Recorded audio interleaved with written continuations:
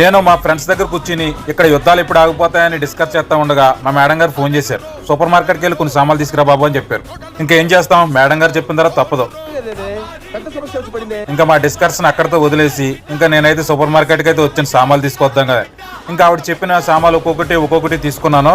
తీసుకున్న సామాన్లన్నీ మనం తెచ్చుకున్న బండిలో పెట్టుకుని చెక్ చేశాను మొత్తం అని. మేడం గారు చెప్పిన సామాన్లన్నీ తీసుకున్నానా లేదా అని. ఎందుకంటే ఏ ఒక్కటి తక్కువ తీసుకెళ్ళినా వాళ్ళతో పంచాయతీ మామూలుగా ఉండదు. ఇంకా మన సామాన్ల బిల్లు అయితే ఏం చేసి బయటకైతే వచ్చేసాం. ఇంతకీ మనకైన బిల్లు ఎంత అనుకున్నారో 9,550 పిలుసు.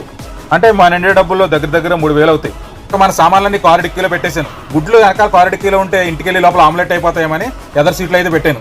ఇంకా ఇంటికి వచ్చిన తర్వాత మనం తీసుకొచ్చినవన్నీ ఆ డోర్ కారు పెట్టి ఆ డోర్ కొడితే లోపల పనిచేసే వాళ్ళు వచ్చి ఆ సామాన్లన్నీ లోపలికి తీసుకెళ్లిపోతారు. ప్రస్తుతానికి అయితే మేడం గారు చెప్పిన పని అయితే అయిపోయింది. ఇంకా మనం ఇప్పుడు మళ్ళీ వెళ్ళి ఫ్రెండ్స్ దగ్గర కూర్చుని మళ్ళీ యుద్ధం ఎప్పుడు ఆగిపోద్దో డిస్కస్ చేయడమే.